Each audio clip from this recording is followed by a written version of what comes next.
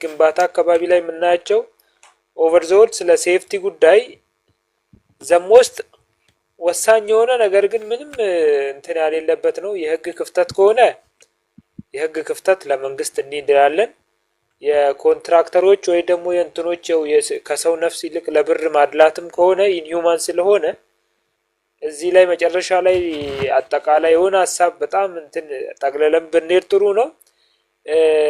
ፊሽ እና በላይነ የተወሰኑ ደቂቃ ወስዳችሁ ሀሳብ ስጡና አሁን ኦሬዲ ወደ መጠቅለሉ እንሂድ።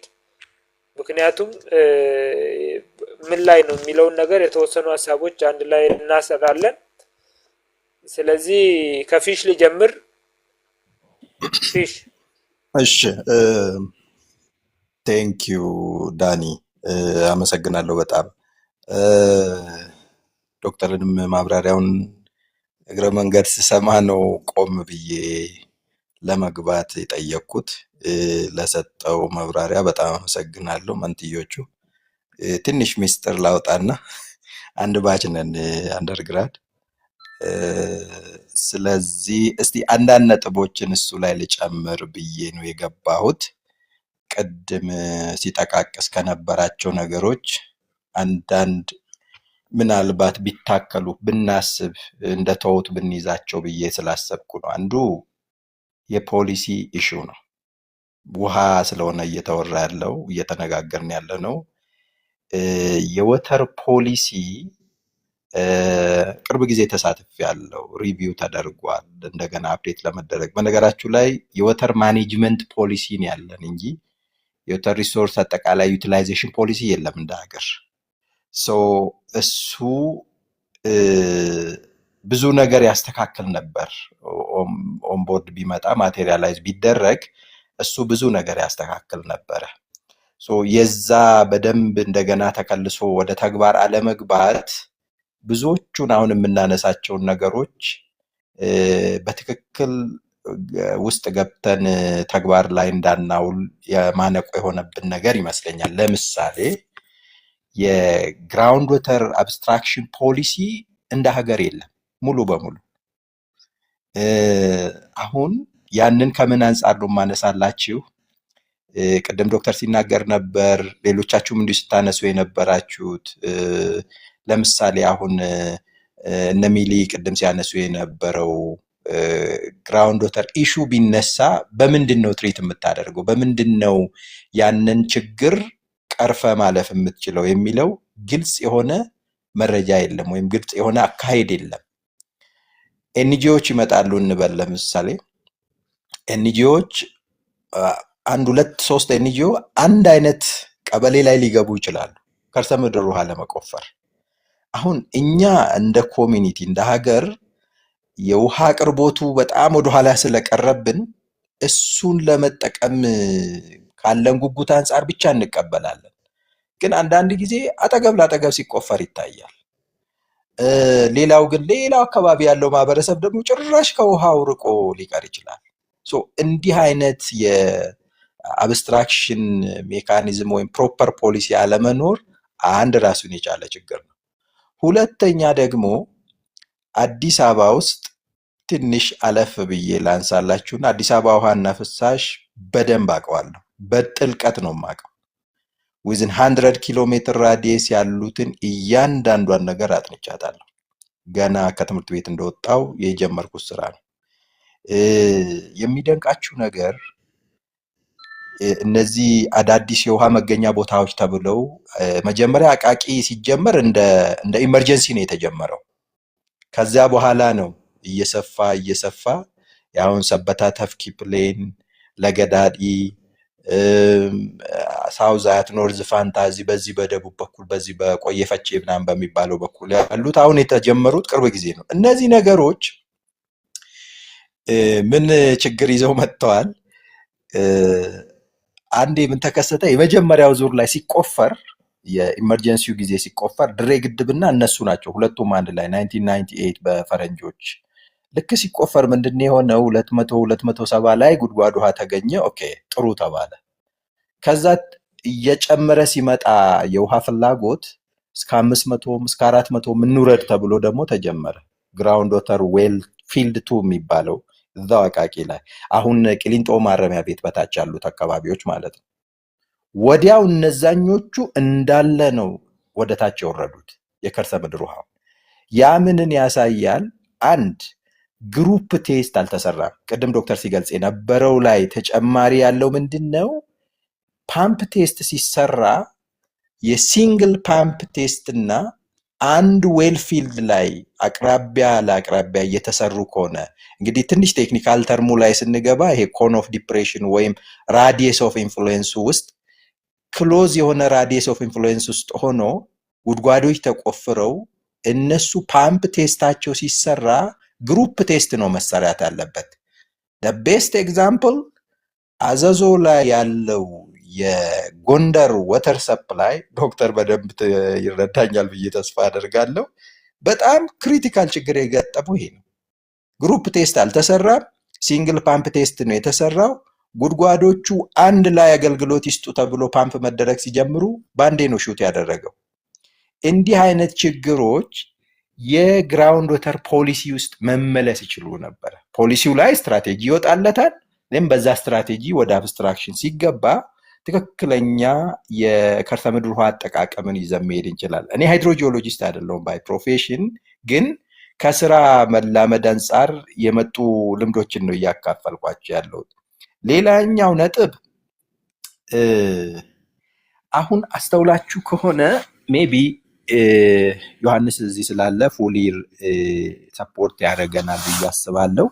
የከተማ የምንለው ምን ሲሆን ነው? ከውሃ አንጻር ከተማ የምንለው አንድ አካባቢ ላይ ከ20 ሺህ በላይ ፖፑሌሽን ሲኖር ከተማ ነው የምንለው። እንግዲህ ካታጎሪ አለው። ካታጎሪ 1፣ ካታጎሪ 2፣ ካታጎሪ 3 እስከ 4 ድረስ ይሄዳል።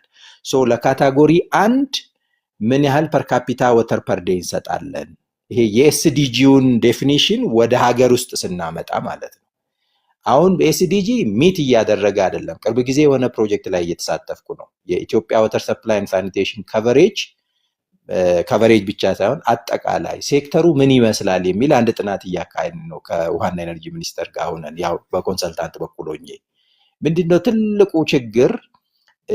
ከተማ ተብሎ በፊት የተቀመጠው ዴፊኒሽን እና አሁን ያለው አክቹአሊ አራምባና ቆቦ ሆነዋል። አንድ እሱ ነው። ለዛ ደግሞ ኢኩቫለንትሊ ዴማንድ ያስፈልጋል። ዴማንዱ እየጨመረ ነው የሚሄደው፣ ትንሽ ስታንዳርድ ኦፍ ላይፍ መለወጥ ስላለ። ስታንዳርድ ኦፍ ላይፍ ደግሞ ዴማንድን ይለውጣል። ለዛም ነው አሁን ቅርብ ጊዜ 2 ጋይድ ላይኖች ወጥተዋል። ለከተማና ለገጠር የውሃ አቅርቦት አዲስ የወተር ሰፕላይ ጋይድ ላይኖች ወጥተዋል። በዛ እናዳርስ ብለን እንኳ ብንሄድ በጣም we are far behind the schedule።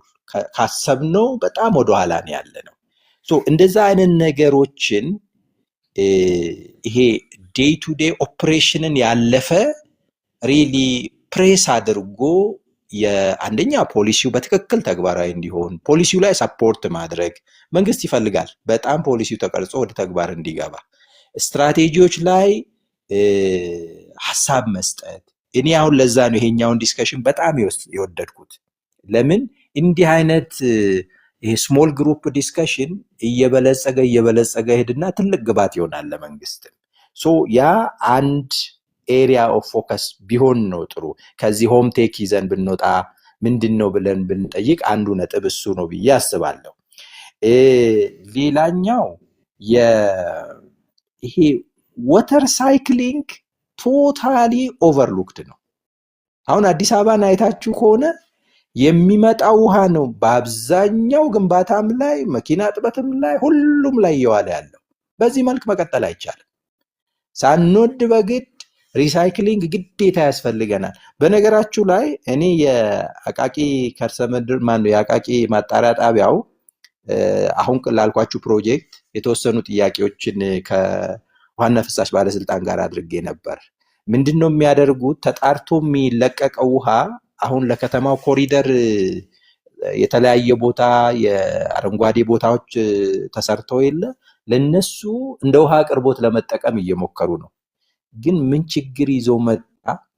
ጥራቱ አንዳንድ ቦታ አስተዋላችሁ ከሆነ የሚሸት ነገር አለው። ፕሮፐርሊ ከዛ ትሪት የሆነ አይደለም ማለት ነው እየተደፋ ያለው። ኦር የሆነ ሰዓት ላይ እንትን መሆን መቻል አለበት ማለት ነው። የሆነ ዲቴንሽን ቦታ ላይ መቆየት አለበት የሚል እንትን አለ። ያ አይነት ወደፊት ሪሳይክሊንጉ ግን ኤክሰርሳይዝ መደረግ ግድ ይላል። ለምሳሌ ለፋየር ፋይቲንግ የምንጠቀመው፣ ለግንባታ የምንጠቀመው፣ እንዳልኳችሁ ለጋርደኒንግ የምንጠቀመው አሁን ከምንጠጣ ውሃ ከሆነ ረጅም መንገድ አያስኬደን። ሌላኛው የአዲስ አበባን ብንወስድ ስፔሲፊክ አኪፈር ኤክስቴንቱ የት ነው? አሁን ዶክተር ቅድም ሲያነሳልን የነበረው የቆቦ ጊራና አለ ለምሳሌ፣ በጣም ሰፊ የከርሰ ምድር ውሃ ያለበት። እነዚህ ደቡብ ምስራቅ ኢትዮጵያ እንደው ሪፍትን ወስዳችሁ ከሪፍት በስተቀኝ በኩል ያሉት እነዚህ የጅቡቲ ዋተር ሰፕላይ እንደምንሰጥ መረጃ አላችሁ ብዬ አስባለሁ። የሽኒሌ ግራውንድ ወተር ወደ ጅቡቲ የከርሰ ምድር ውሃ ተጠቅሞ እየሰጠን ያለ ነው። ያ መስመር በአብዛኛው የከርሰ ምድር ውሃ በጣም በብዛት የሚገኝ ነው። ከሪፍት በላይ ያለው ግን በአብዛኛው ይሄ ሰሜን ምዕራብ ኢትዮጵያን ይሄ የገጸ ምድር ውሃን በብዛት የሚሰጠው አሁን እነ ዶክተር የሚሰሩበት አካባቢ በፊት ስትራክቸርን ተከትሎ የመሄድ ይሄ ጂኦፊዚክስን ጥናት በጣም ሃይሊ አጠንክሮ የመሄድ በዛ ላይ ተመርኩዞ የሚመጣ ውጤት ነው ጥሩ ነው ተብሎ ሊታሰብ የሚችለው እና በአብዛኛው ይሄንን ሪሶርስ ፕሮፐርሊ ካውንት አድርጎ የማየት ደግሞ ትልቅ ክፍተት አለ። ለምሳሌ እዛ ላይ ስንመጣ አሁን በቅርቡ የሆርን አፍሪካ ግራውንድ ወተር ዲቨሎፕመንት አለ በተለያየ የኢትዮጵያ አካባቢዎች ላይ እየተሰራ ያለ። እሱ ጋር አሁን ምንድነው ዳታቤዝ የለም። ሁሌ ሲጠየቅ ጂኦፊዚክስ ሁል ጊዜ እንደገና ነው የሚሰራው። ሃይድሮጂኦሎጂ ዳታ ሁል ጊዜ እንደገና ነው የሚለቀመው። ነገር ግን እንደው የተለቀሙትን ጉድጓዶች አይታችሁ ማፑን በጂአይኤስ ሼፕ ብታዩ ማአት ጉድጓዶች አሉ። none of them are really well completed ሆነው የተቀመጡ ዴታቤዞች አይደሉም። እዛ አካባቢ እውነት ለመናገር ብዙ ስራ ያስፈልገናል። እዛ ላይ የእያንዳንዳችን ኮንትሪቢዩሽን ትንሽ ነው ብለን ማሰብ የለብንም። ኦኬ what shall we do then?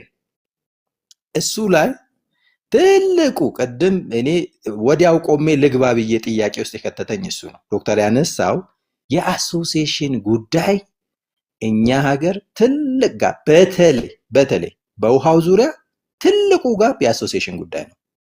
እንደው ትንሽ ቦልዱኜ ልናገር I took the initiative 2017-18 አካባቢ በጣም ብዙ እንትን ብያለሁ። ኦልሞስት ወደ 2000 ምናምን ሰው የሚሆኑ ኢሜይሎችን ክሬት አድርጌ ለብዙ ሰው ምናልባት ለእናንተም ደርሶ ሊሆን ይችላል። ዩኒቨርሲቲዎች አካባቢ በጣም ሰርኩሌት አድርጌያለሁ። ስታብሊሽ ለማድረግ ከሚኒስትሪው ጋር ምናምን ለመነጋገር ሞክረን ነበር። ግን the problem is የኛ ጉዳይ ብዙ ጊዜ አክሽን ውስጥ ለመግባት እንቸገራለን። ከዛ ምን አይነት ኢፈርቶችን አየው በኋላ ላይ አንዳንድ ተቋማት ማህበሩን እኛ ሊድ እናድርግ የሚል ነገር መጣ።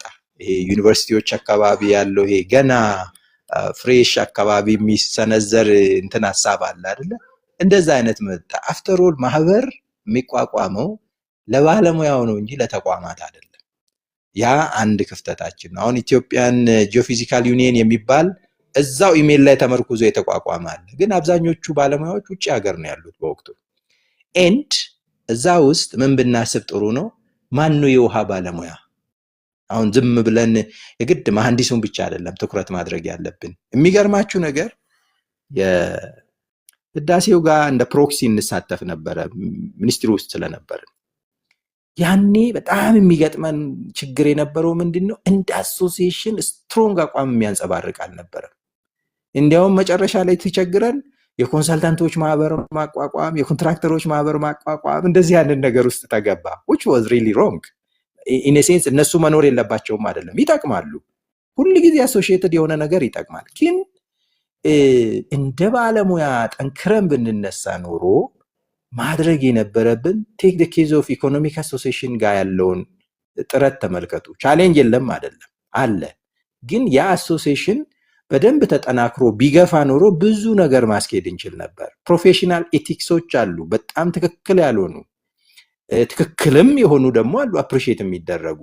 ለምሳሌ ቅድም ዶክተር ሲያነሳ ነበር የጉድጓድ 300 ቆፍር ተብሎ ገብቶ በቃ 200 ላይ ተንገዳግዶ አቁሞ ለመውጣት ጥረት የሚያደርግ አለ። ይሄ በፕሮፌሽናል ኤቲክስ ውስጥ ሬጉሌት መደረግ ያለበት ነው። ላይሰንሱ አፕሩቭ ከመደረጉ በፊት ወይም ሪኒው ከመደረጉ በፊት ፕሮፌሽናል አሶሲዬሽኑ ያንን ኮንትሮል ማድረግ ይችላል። ያን የሚከለክል ነገር አልነበረም። ካናዳ ብትሄዱ እያንዳንዱ መሐንዲስ ላይሰንሱ ሬጉሌት ተደርጎ አፕሩቭ ተደርጎ ነው የሚያልፈው። እንዳጋጣሚ የኔም የዶክተር መምህር የነበረ ሰው ነው። አሁን ማኒቶባ ፍለድ ላይ በጣም ትልቅ ቦታ ላይ ያለ ሰው ነው። እንደዛ አይነት እንትኖችን ኮንትሮል የሚያደርጉት የነሱ ቢሮ ነው። ሶ ምን ልላችሁ ፈልጌ ነው፣ በተቻለ መጠን አሶሲዬሽንን አጠንክሮ መሄድ ማልታይ ዳይሬክሽን አለው። ኤንድ እነዚህ አሶሲዬሽን የሚባሉት ሃይድሮፖለቲክሱ ላይ የሚሰሩ፣ የከርሰ ምድር ውሃ ላይ የሚሰሩ፣ የገጸ ምድር ውሃ ላይ የሚሰሩ፣ ሶሾ ኢኮኖሚው ላይ የሚሰሩ፣ ኢንቫይሮንመንቱ ላይ የሚሰሩ፣ ሴፍቲው ላይ የሚሰሩ ማአት ሊስቶች አሉ። በዛ ወቅት አውጥተን የነበረው መመሪያ ምናምን በደንብ አዘጋጅተን ነበረ። ግን አሁን ባልኳችሁ ችግር ማቴሪያላይዝድ አልሆነም። ዳት ሃዝ ቱ ቢ ሪሊ ወደ ተግባር መምጣት መቻል አለበት። በተቻለ መጠን እነዚህ ነገሮች ማሰብ አስፈላጊ ነው ብዬ ነው የማስበው። ሌላኛው ምናልባት ትንሽ አዲስ አበባ ውሃ ዙሪያ ያለ አንድ ፖይንት ምንድን ነው፣ ኮሪደሩ አዲስ አበባ ኔትወርክን ትንሽ እንደገና ክርስትና አንስቶት ነው ሄደው ማለት እችላለሁ። ለምን አዲስ አበባ የውሃ መስመር ልክ ነው 1970s የኃይለሥላሴ ጊዜ ከለገዳዲ የመጣ እነዚህ ከገፈርሳ ምናምን የሚመጡ ነበሩ። አንዴ በባቡር ሀዲዱ ምክንያት ሪቫታላይዝ ተደረገ፣ ሪሎኬት ተደረገ መስመሩ። አሁን ደግሞ በኮሪደሩ ምክንያት ብዙዎቹ መስመሮች ሪሎኬት ተደርገዋል። እውነት ለመናገር ቅርበት አለኝ ከውሃና ፍሳሽ ጋር እንትን አለው። አሁን ደግሞ እያደረጉ ያሉት ጥሩ ነገር ይሄ ዲኤምኤ ዲስትሪክት ሜትር ኤሪያ በብሎክ እያደረጉ ይሄ ወተር አካውንቲንግ ሲስተምን ለማምጣት ጥረት እያደረጉ ነው። የሚመጣው ውሃ ግን ስቲል ብክነቱ 37 38 እስከ 40% ነው። አንድ ግድብ ከመገንባት እኮ ይሄንን መቀነስ ይቻል ነበር። ሙሉ በሙሉ መቀነስ አይቻልም። ይሄ በተለይ ሪሎስን ሙሉ በሙሉ መቀነስ አይቻልም። ግን ይሄ አንቢልድ የሆነውን ሎስ ዲፈረንት ካታጎሪስ አሉ፣ ኤንአርደብሊው ላይ ናን ሪቪን ወተር ላይ። ሶ እነዛን ነገሮች ለመቀነስ የሚያስችል ኢፈርት ግን በተቻለ መጠን እየሄዱበት ነው። ግን አስተውላችሁ ከሆነ አሁን እኔ የምኖርበት ሰፈር በሳምንት አንዴ ወይ ሁለቴ ነው የምትመጣው ውሃ፣ ሐሙስና አርብ ነው የምትመጣው። ከዛ ትሄዳለች። ሌሎቻችሁም ጋር እንደዛው ሊሆን ይችላል። ሬሽንድ ሲስተም ነው እየተከተሉ ያሉት። ወይራስ ግን ከተማ ውስጥ እያንዳንዱ ህንፃ ጉድጓድ እየቆፈረ ነው። which is wrong ቦልድሊ ለመናገር። ለምንድን ነው ሮንግ የሚሆነው ካላችሁ፣ አንደኛ አጠገብ ላጠገብ ለምሳሌ አንዳንድ ሆቴሎችን እንውሰድ። እንደው የምናውቃቸው አጠገብ ላጠገብ ያሉ ትላልቅ ሆቴሎች ስም መጥቀስ እንተውና ሁሉም ውሃ ይቆፍራሉ። ያ ማለት እኮ ኢንተርፌራንሱ ግልጽ ነው የሚታየው። ከተመሳሳይ አኩይፈር ውስጥ ነው ሄደው ውሃ ከሚይዘው አፈር ውስጥ ነው የሚያወጡት። ሁለተኛ በጣም ፈኒ ፓርት የሴፕቲክ ታንክ አጠገቡ አለ። ከሴፕቲክ ታንኩ አጠገብ ነው የሚቆፈረው። አሁን ምንድን ነው የሚያደርጉት? ይሄንን በነገራችሁ ላይ ፈቃድ የሚሰጠው አዲስ አበባ ውሃና ፍሳሽ ነው። አትሊስት እሱም ማድረጋቸው አፕሪሺየት የሚደረግ ነው። ለምን አደ ሚኒስትሪ ያ ፖሊሲ የለም። ሌላኛውም ሴክተር ያንን ፖሊሲ ካላወጣ ኢንቫይሮንመንቱም ያንን ፖሊሲ አያወጣም። ከኢንቫይሮንመንት አንጻር ነው የሚያየው። ከዛ ምንድን ነው የተደረገው? ኦኬ አዲስ አበባ ውሃና ፍሳሽ በምክር ቤቱ ነው ያጸደቀው። እንዲያውም ፍቃድ የሚሰጠው አዲስ አበባ ውሃና ፍሳሽ ነው ተባለ። ግን እነሱ ምንድን ነው ያደረጉት? ለሆቴል ለሪል ስቴት ቅድሚያ ነው የሚሰጠው፣ ለትምህርት ቤቶች ቅድሚያ ነው የሚሰጠው። ከዛ ውጪ ግን በፕራይቬት ሲመጣ ዊዝን 250 ሜትር ይባላል። መሬት ስትወርዱ ግን ያ አይደለም ያለው። አንደኛ የፖይንት ሶርስ ፖሊሽኑ ከሴፕቲክ ታንኮች የሚወጣው ቀላል አይደለም። እሱ እንዴት ነው ብዬ አንዴ ጥያቄ ሳነሳ ምንድን ያሉት? ግራውቲንግ ለቶፕ 30 ሜትሩን ግራውት ማድረግ፣ ብላይንድ ኬዚንግ አድርጎ ተጨማሪ ግራውቲንግ እንሰራለን። ያ ማለት ሴፕቲክ ታንኩ ከላይ ከ10 ከ15 ሜትር ወደ ታች አያልፍም። ስለዚህ ፖይንት ሶርስ ፖሊሽኑ አይኖርም የሚል ነው። ኦኬ ሳምሃው ቴክኒካሊ ቫሊድ ሊመስል ይችላል። ግን ደግሞ ምንድነው አኪፈር ሲስተምን ስናወራ ኢንተርኮኔክትድ ሲስተም ነው። ቅድም ሚሊ ጋር አንድ ፖይንት እያነሳው ነበር እኔ ፋውንዴሽን ሲቆፈር ወይ ከማት ፋውንዴሽን በታች አንዳንድ ጊዜ የሚመጣ ውሃ አለ። ያ ውሃ እኮ it doesn't mean immediately ከዛው ቪሲኒቲ የሚመጣ ላይሆን ይችላል። ራቅ ካለ ቦታ ግን የሲስተሙ መገናኘት የሴፕቲክ ታንክ ወይም የማሰነሪ ስትራክቸር ስለሚጠቀሙ በአብዛኛው ከዛ ሊክ የሚያደርግ ነገር ሊሆን ይችላል። and obviously የአኪፈር ሲስተም እዛ ድረስ አውትክሮፕ አድርጎ ወጥቶ ሊሆን ይችላል። ሶ እንዲህ አይነት ኢሹዎች ሊኖሩ ስለሚችሉ በአብዛኛው የአዲስ አበባ ከርሰ ምድር ውሃ ላይ በጣም ትልቅ የሆነ ድራማቲክ የሆነ ሙቭ ካልተፈጠረ በስተቀረ አሁን ባለን ሲስተም የምንቀጥል ከሆነ it won't take us more than 2 decades እንደው በጣም ኦፕቲሚስቲክ ሆነን እንደው ያንን ፕሪዲክት እናድርግ ብንል የግድቦች ወደ መስመር አለመግባት ትልቅ ራሱን የቻለ ቻሌንጅ ይዟል። ሆፕፉሊ ገርቢ ሾርትሊ ይገባል የሚል ግምት አለኝ አሁን ከሚነገረው አንዳንድ መረጃዎች አንፃር። ግን ያን ቢገባ ገርቢ 73 ሚሊዮን ሜትር ኪዩብ ፐር ዴይ ነው ሊሰጥ የሚችለው። ምን ያህሉን ነው ሊያስተነፍስ የሚችለው? ሌሎች ግድቦች አሉ ሪሊ እነሱስ ብዙ ያስኬዱናል ወይ? and the way we think about our resource ያሰብን ያለ ነው የአድሚን ባውንደሪን በኔቸር ባውንደሪ የማጠር ነገር ውስጥ ነው ያለ ነው። that won't take us ረጅም ዲስታንስ አይወስደንም። the other issue ኳሊቲ ጋር ምናልባት ቲፕ ባደርግ መጣው ምንድነው ለምሳሌ ጣናን ውሰዱ ኳሊቲ ነው የሚነሳው። ቀደም ስለ ባህር ዳር ውሃ የለንም የሚል ነገር እየተነሳ ነበር። አንድ ጊዜ ምን ተነስቶ ነበር የዳሴ ግድብ ጭቅጭቅ ጊዜ እኛ የዳሴ ግድብን ታክል ያደረግንበት ክሪቲካል ፖይንት አይ ሪሜምበር I was actually እዛ ዙሪያ ነበር ሰራ የነበረውና የ2019 ወርልድ ባንክ ያወጣው አንድ ሪፖርት ነበር የወተር ኳሊቲ ኮስትን አስመልክቶ የሳላይን ወተርን ትሪት አድርጎ መጠቀምን አስመልክቶ ፐር ሜትር ኪዩብ nearly 60 cents in ዶላር ነው የምነግራችሁ ፐር ሜትር ኪዩብ ወደ 60 ሳንቲም ዲክላይን እያደረገ መጥቷል የሚል እንትና ሪፖርት አውጥቶ ነበር which is a working paper። ስለዚህ እየተከራከረን የነበረው ኢንዳይሬክትሊ ወርልድ ባንክም ስለነበረ ኖ የናንተ ሪፖርት እኮ ይሄን ይላል and 2000 ኪሎ ሜትር ቦርደር የሚደረግ የሜዲትራኒያንን ቦርደር የሚያደርግ ሀገር እዚህ ምንም ከሌለው ምንም ውሃ ከሌለው ሀገር ጋር ንትርክ ውስጥ መግባት የለበትም የሚል ነጥብ ነው ያነሳ ነው።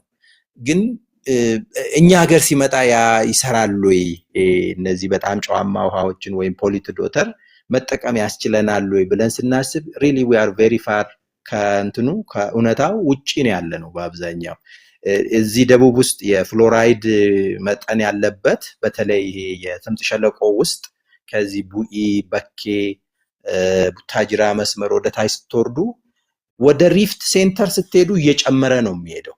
ከሪፍት ሴንተር ሲወጣ ነው እየቀነሰ የሚሄደው and ሪፍት ሴንተር ላይ ደግሞ ዲፕ ሲገባ እየቀነሰ ይሄዳል። ግን ዲፕ መግቢያ ኮስቱ ደግሞ ሃይ ነው። ከዛ ውጪ ይሄ ሪቨርስ ኦስሞሲስ ሜምብሬን ቴክኖሎጂ ምናምን ስንጠቀም ደግሞ ኮስቱም በጣም ብዙ ነው። እሱ ትልቅ ችግር ይዞብን ነው የሚመጣው ከኮስት አንፃር። ሶ ያ ራሱን የቻለ ኢሹ ነው ያለው። ግን እስቲ ባለን ሪሶርስ ራሱ ምን ያህል ፕሮፐር ሬጉሌሽን ሜካኒዝም አስቀምጠን እየተጠቀምን ነው የሚለው የውይይት ከአማንግ አወር ግሩፕ ከተለያዩ ቲሞች ጋር መወያየት ቢቻል ብዙ ጋይዲንግ የሆኑ ብዙ መስመር ጠቋሚ የሆኑ ነጥቦችን ማውጣት ይቻላል። አሁን አንድ ሌላ እዚህ ግሩፕ ላይ ቢመጣ ሰዎች ቢመጡ ጥሩ ነው ብዬ የማምነው እኔ ዩኒቨርሲቲ አካባቢ የሚገርማችሁ ቆንጆ ስራዎች ይሰራሉ፣ ጥንቅቅ ያሉ ስራዎች ግን ባንከብል ሆኖ አይወጡም። እዛው ወረቀት ላይ እዛው ፒኤችዲ ማግኛ እዛው ማስተርስ ማግኛ የሆነች ፓርት ኦፍ ኢንተርፕሬነርሺፕ እንትንም ይጎላታል።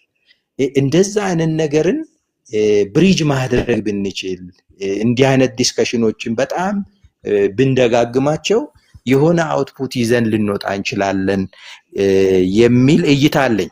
እንደው አረዘምኩኝ፣ በዚሁ ላቁም። ቴንክ ዩ እድሉን ስለሰጣችሁኝ እና አም ሃፒ ቱ ሚት ኦል ኦፍ ዩ። ብዙዎቻችሁና የተወሰናችሁትን አውቃለሁ።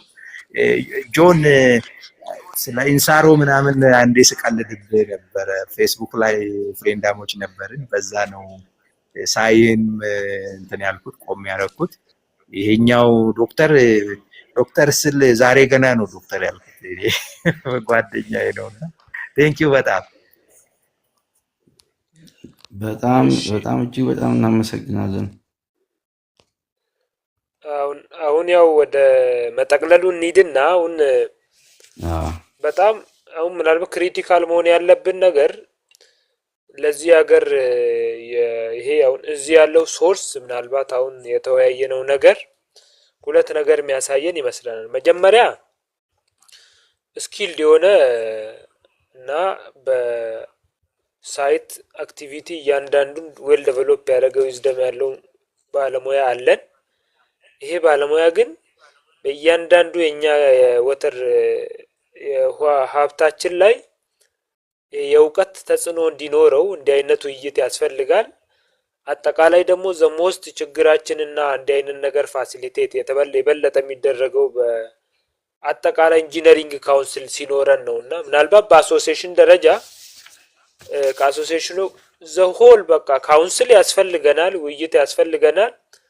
ዲቴል ደግሞ ኢንቲግሬትድ የሆኑ ጥናቶችም እንዲደረጉ እንዲህ አይነት ነገሮችንም ለሚመለከተው አካል ጥቆማ ለመስጠት ዘው አሁን እንግዲህ የተባለው የእኛ የጠንካራ ተቋም ሙያ ማህበራዊ ተቋም ማጣታችን ብዙ ጊዜ በተበታተነው ወዲያ መሄዳችን ብዙ ችግር እየፈጠረብን እንደሆነ እያየን ነውና ከዚህ አንፃር እዚሁ ላይ ኮንሰርን አድርገን አሁን የማጠቃለያ ሀሳቦች እየሰጠን ሁላችንም ጠቅላላ እያደረግን ብንሄድ ጥሩ ነው።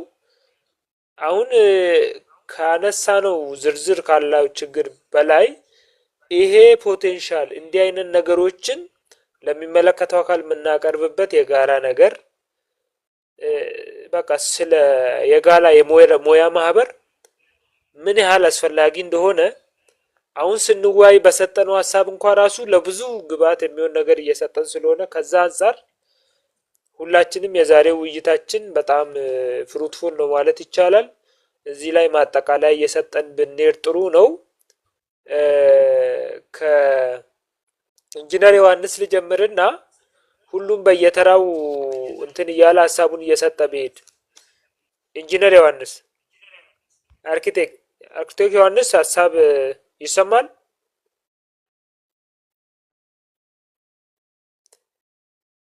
አርኪቴክት ዮሐንስ አይሰማም መሰለኝ። እሺ የኔነ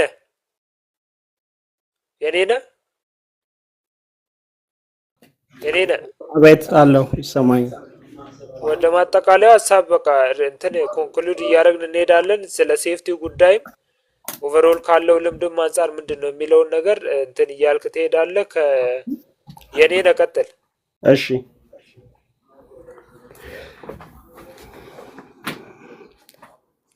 እንግዲህ የተወሰኑ ነገሮች ከሴፍቲ አንፃር ተነስተዋል በዛሬ ውይይታችንም። ግን እንደ አጠቃላይ ያለው አገራዊ ችግር ባለሙያው ጋር ይመስለኛል እንደኔ ሀሳብ። ምክንያቱም የሚጠበቅብንን ስራዎች ስላልሰራን መንግስትን በዛ ደረጃ አንደርስታንድ እንዲያደርግ ሳይሆን ቀርቷል። እሱን ነገር ሚስ ያደርግ ነው ይመስለኛል። ምክንያቱም ከሚኒስትሮች ጀምሮ ሁሉም ተቋማት በሚባል ደረጃ በዚህ ዘርፍ ላይ ያሉ ባለሙያዎች ሳይሆን እየሰሩበት ያሉት ስራዎችንም ህጉን እያጸደቁት ኢምፕሊሜንቴሽኑንም ስታንዳርዱንም እየሰሩ ያሉት የፖለቲሻኖቹ ናቸው። የተወሰነ በማህበር ደረጃ የተወሰነ እንቅስቃሴ ተጀምሮ ነበር፣ በተለይ ከፒፒ እና ከተወሰኑ ስታንዳርዶች አንጻር። እነሱም ደግሞ ብዙ ሳይኬድበት ቀረ። እንደ አጋጣሚ ሆኖ በርከት ያሉ የአስገዳጅ ህግን ጨምሮ በርከት ያሉ የሴፍቲ ህጎች አሉ ኢትዮጵያ ውስጥ። ችግሩ እሱ ሳይሆን እንዴት ይተገበራል፣ መንግስት አስገዳጅ ህጉን ለመተግበር የሚያስችሉ በቂ የሆኑ ኢንፎርስመንት ባዲስ አለው ወይ? ለምሳሌ ሌበር ኢንስፔክተር፣ ሴፍቲ ኦፊሰሮች በሁሉም ቦታ ላይ በሁሉም ኢንዱስትሪ ተበትነው መቆጣጠር መከታተልና መቅጣት ካልቻሉ ህግ ብቻ ምንም ትርጉም የለውም። ማንም ሰው ህጉን ተከትሎ የማይሰራበት ኮንዲሽን ስላለ ማለት ነው። የተወሰነ የሚያከብሩና የሚከተሉ ተቋማት ሊኖሩ ይችላሉ። እሱ ግን በአገር ደረጃ ተፈጻሚ ይሆናል ተብሎ አይታሰብም። በጣም ከሚገርመው ሁኔታ የጠቅላይ ሚኒስትሩ የጤናና ደህንነት ጉዳይ አማካሪው ከዛ ዘርፍ አይደሉም። በሶሻልና እንደገና ደግሞ የባዮሎጂ ባለሙያ እንደሆኑ ነው እኛ የምናውቀው። ያለን ኢንፎርሜሽን በዛ ደረጃ ነው።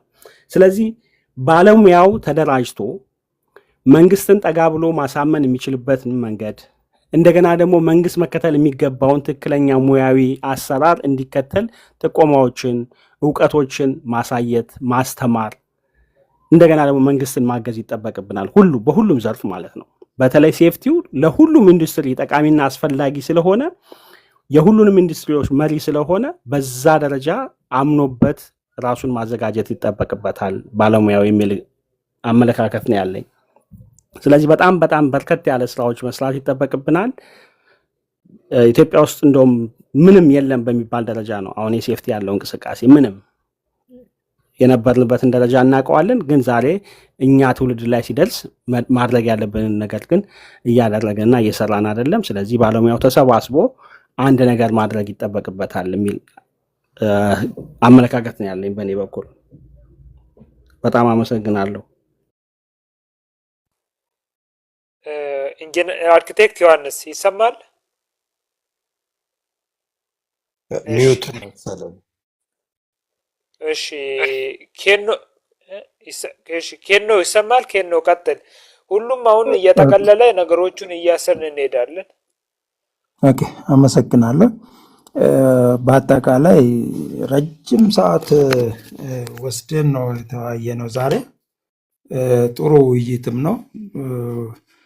ፐርሰናል ጥቅም ሳይሆን እንደ ሀገርም በጣም ልሰመርበትና ልንሰራበት የሚገባ ነገር ስለሆነ እኔ ፐርሰናሊ በጣም ደስ ብሎኛል።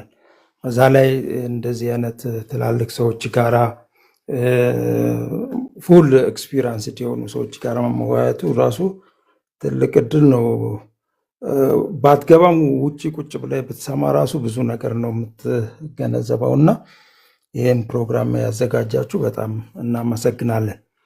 ይህንን ብዬ በሴፍቲ ጉዳይ እኔ ህጉ አለ ባይዘወይ በተለይ ሶስቱ ሲዎች ጋር ክላይንትም ኮንትራክተርም ኮንሰልታንት ጋር ህጉን እናውቀዋለን፣ ግን ከኛ የምጠበቀውን ነገር ወጥተናል የምለው ነገር ነው ጥያቄ መመለስ ያለበት። እኔ በጣም የሚያሳዝን ነገር የምንሰራው ለሰው ልጅ ነው። ውሃም ይሁን ድልድይም ይሁን ህንፃም ይሁን ማንኛውንም ይሄ ኢንዱስትሪ የሚሰራው ለሰው ልጅ ነው። ለአንድ ሰው ነው የምሰራው። ለሰው ሰርተ ሰውየውን ስትገለው ግን ሌላ ክሳራ ነው፣ ሀገር እየከሰረው እና እዚህ ላይ በደንብ መሰራት አለበት። ኃላፊነታች እኔ ኦልሞስት ወደ 16-17 ዓመት እዚህ አካባቢ ሰርቻለሁ። በዚህ ኬዝ ወይም ደግሞ እንዲያደረግ ሴፍቲ ለምን እዚህ ጋር ሰራተኛውን ለምን አልጠበቅክም ብሎ ጠየቅ ተብሎ የተከሰሰ ሰው አላየም።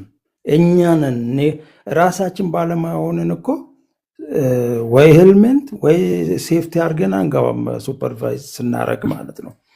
እኛው ራሳችንን ነው መፈተሽ አለብን የምለው ነገር እንትን ለማለት ነው።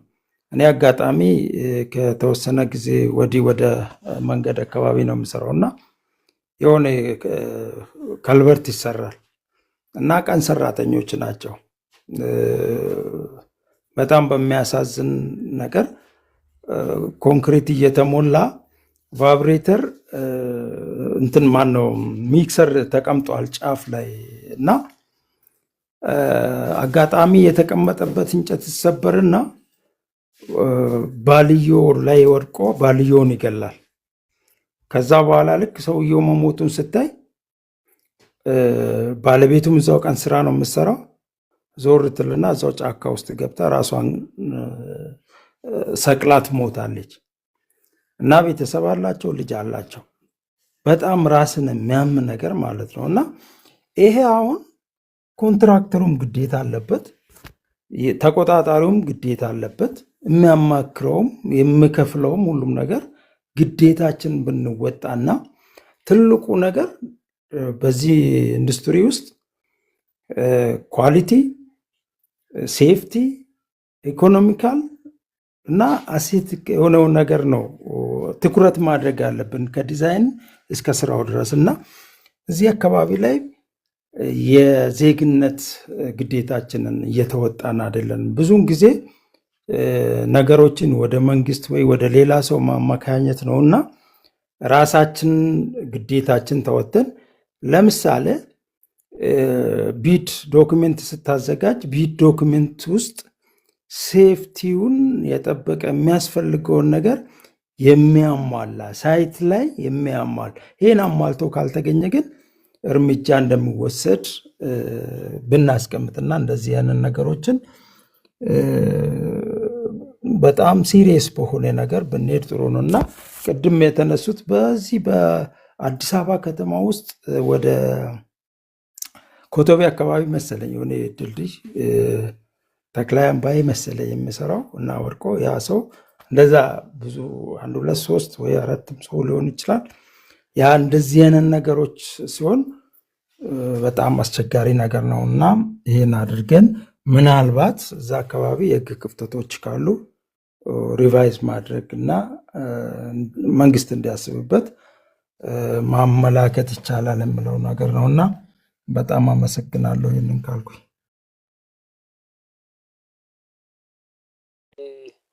ሚሊዮን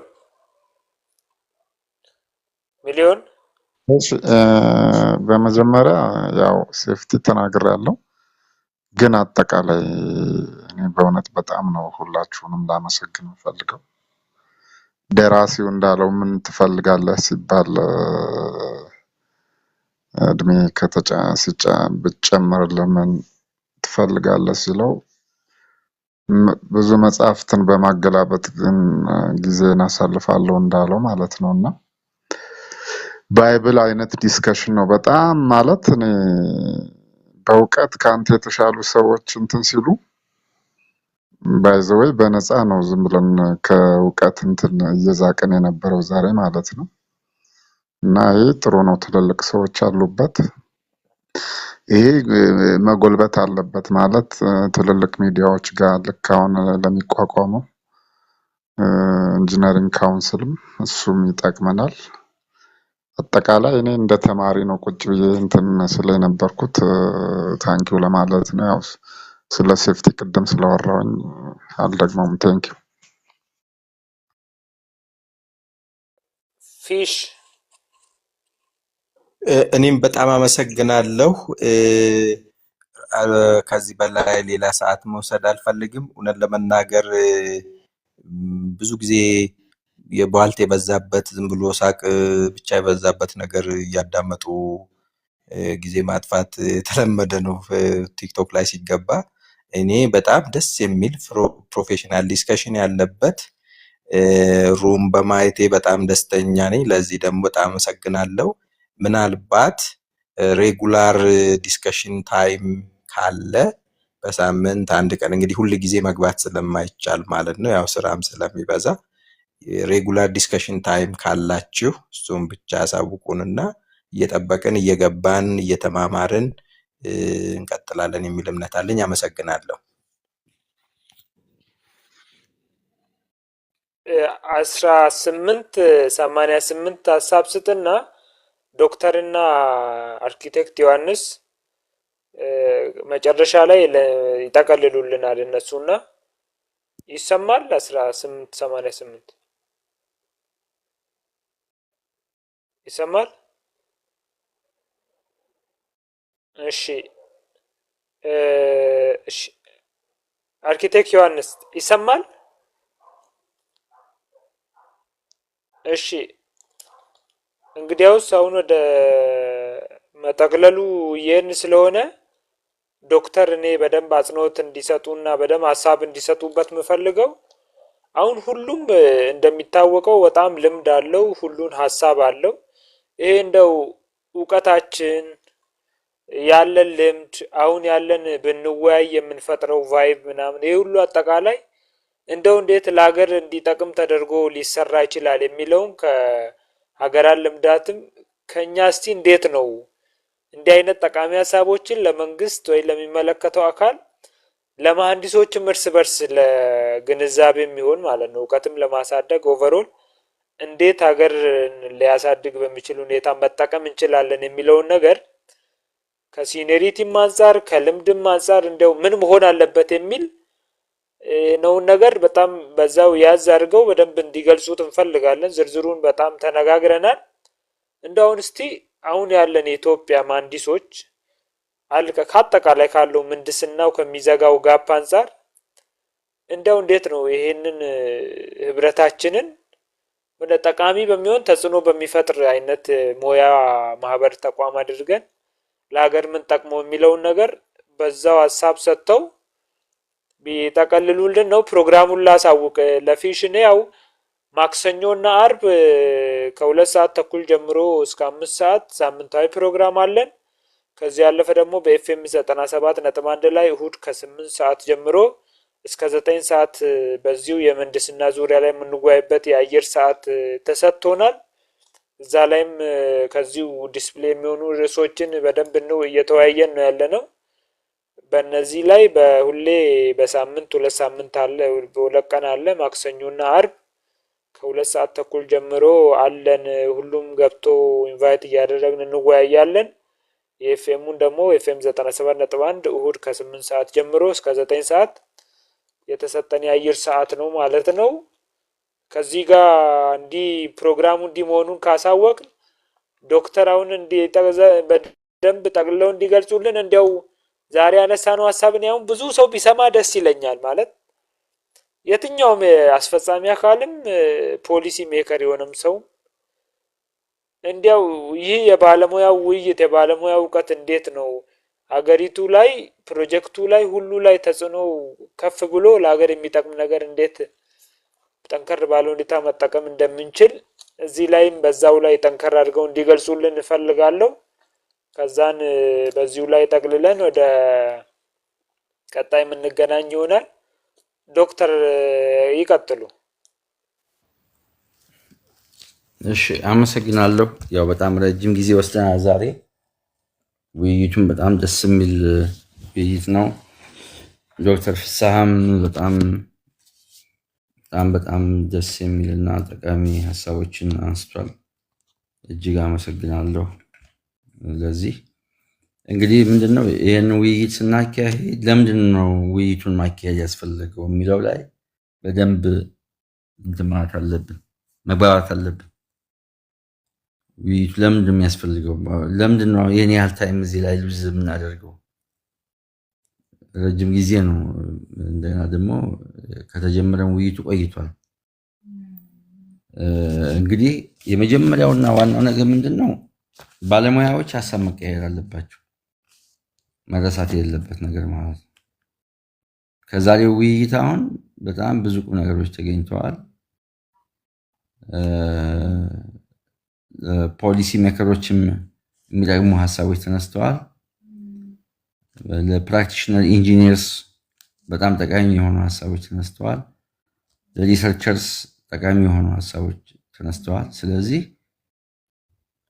መንግስት ጆሮ ባይደርስም እንኳ በባለሙያው መካከል የሚደረገው ውይይት ሙያን ለማዳበር ለማሻሻል አስሪዘት ደግሞ ለማህበረሰቡ መልካም ስራ ለመስራት እንደ አንድ ግብአት የሚገኝበት ፕላትፎርም መሆኑን በደንብ አንደርስታንድ ማድረግ ያስፈልጋል ማለት ነው። ምክንያቱም ያው ቅድም አንስታችሁታል፣ የተለያየ ፌዝ ምናምን የሚበዛበት በርካታ ግሩፕ ሲወያይ የሚውላለ ምንም ለዚች ሀገር ምንም ጠብ የሚል ነገር የማይፈጥር ማለት ነው። ስለዚህ በመካከላችን የሚኖረው የሀሳብ መለዋወጥ እውቀትን ያዳብራል፣ ለስራችንን በጣም ይጠቅመናል የሚለውን መያዝ ያስፈልጋል። ይህን አንደርማይ እንዳናደርገው ብዬ ነው። ሁለተኛውና ጠቃሚ ነገር ምንድነው? ከዚህ ውይይት የሚፈልቁ የፖሊሲ ሀሳቦችን እንዴት አድርገን ለሚመለከተው አካል እናድርስ የሚለው በጣም ኢምፖርታንት ጥያቄ ነው። ይሄ በቃ መልሱ ቅድም ለመጥቀስ እንደሞከርኩት ጠንካራ የሙያ ማህበራት ከሌሉን የቁራ ጩኸት ነው የሚሆነው ማለት ነው ጩኸታችን። መንግስት ምን ያርገን? መንግስት ኦልሬዲ ማንኛውም ፕሮፌሽን የሙያ ማህበሩን አቋቁሞ ፕሮፌሽናል ያሉት ነገሮች ኤክሰርሳይዝ ማድረግ ይችላል ብሏል እኮ፣ አልከለከለንም። ግን ጠንካራ የሆነ ማህበር መፍጠር አልቻልንም። ካውንስሉንም አሁን ብዙ ጊዜ አንስተነዋል፣ አልሄድንበትም። ስለዚህ ያለን ብቸኛ ህጋዊ አካሄድ ፐርሰናሊ በትውውቅ የሚመለስ ሳይሆን ይሄ ህጋዊ ሰውነት ባለው የሙያ ማህበር ጥያቄዎቹን በአግባቡ ለማቅረብ መሞከር ብቻ ነው ያለን አማራጭ። ከዚህ አንጻር አሁን አቤሰሎምም እየሰማ ከሆነ ጥሩ ነው። ከተለያዩ ማህበራትም ጋር መገናኘት ይጠይቀናል ማለት ነው። ከኢትዮጵያ ሲቪል መሐንዲሶች ማህበር መካኒካሎችም ያሉ ይመስለኛል፣ ሌሎችም አሉ። ከእነሱ ጋር ኮሚኒኬት ማድረግ ይጠይቃል። ግን እነሱ ጋር ኮሚኒኬት ከማድረጋችን በፊት አሁን እኔ ኢንፎርማሊ የኢትዮጵያ ውሃ መሐንዲሶች ማህበር የሚልም አይቻለሁኝ። በነገራችን ላይ የሆነ ሊንክድን ላይ አይቻለሁኝ። እሱም ካለ ጥሩ። እኛ የማህበሩን ከበደ ይምራው አበበ ይምራው እሱ አይደለም ጉዳያችን። የተጠናከረ ማህበር እስካለ ድረስ እኛም አጋዥ እንሆናለን። ስለዚህ ይህንን አሳይመንት አሁን አቤሰሎም መውሰድ መቻል አለበት ብዬ አስባለሁ። እኛ ብዙ ሀሳቦች አሉን። እነኝህን ሀሳቦች ግን በተደራጀ መንገድ ለመንግስት ማቅረብ እንፈልጋለን። ስለዚህ ይህንን እንዴት እናደርግ የሚለውን በደንብ መነሻ ሀሳብ እሱ አምጥቶ በዛ መሰረት ማህበራችንንም እንደገና የምናቋቁምበት የምናጠናክርበት ባለው ማህበር ላይም የምንጨመርም ከሆነ ይህን ዲስከስ አድርገን በተወሰኑ ወራቶች ውስጥ ፕላትፎርምን ፈጥረን ለመንግስት ሀሳቦቻችንን ማቅረብ አለብን ብዬ አስባለሁኝ። ሌላው ደግሞ የምናደርጋቸው ዲስከሽኖች ሪከርድ ቢደረጉ ጥሩ ነው ብዬ አስባለሁ። ሪከርድ አድርገን በሶሻል ሚዲያ ብንለቃቸው መሐንዲሶች ምን አይነት ውይይት ተካሄደ፣ ምን አይነት ሀሳቦች ተነሱ የሚለውንም ነገር ለመስማት እድል ስለሚኖራቸው ይህንንም ፕላትፎርም ብንፈጥር ጥሩ ነው ብዬ አስባለሁኝ። የነበረን ውይይት ያው ዛሬ ብቻ አይደለም፣ ውይይቶቻችን ይቀጥላሉ። የዛሬው ውይይት እውነት ለመናገር እጅግ በጣም ደስ የሚል ውይይት ነበረ። ሁላችሁንም እጅግ አድርጌ አመሰግናለሁ።